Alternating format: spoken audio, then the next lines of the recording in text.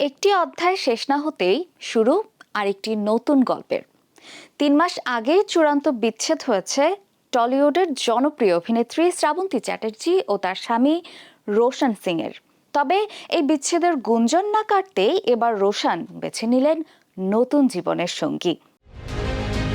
এ বিষয়ে ভারতীয় গণমাধ্যম বলছে, বেশ কিছুদিন ধরেই বাঙালি তরুণী অনামিকা মৈত্রের সঙ্গে সম্পর্কে ছিলেন রোশন। আর এবার আনুষ্ঠানিকভাবে 7 পাকে বাধা পড়লেন তারা। সামাজিক মাধ্যমে শ্রাবন্তীর প্রাক্তন নিজেই শেয়ার করেছেন বিয়ের কার্ড, যেখানে দেখা যায় 28 জুলাই ছিল তাদের বিয়ের তারিখ। এমনকি জুটি হিসেবে নিজেদের নামও রেখেছেন রোশানা। 2019 সালে গোপনে বিয়ে করেন শ্রাবন্তী রোশন জুটি। তবে 1 বছর পার না হতেই সম্পর্কে শুরু হয় নানা টানাপোড়েন। অবশেষে চলতি বছরের এপ্রিলে আলাদা পথে চলার সিদ্ধান্ত নেন এই তারকা দম্পতি।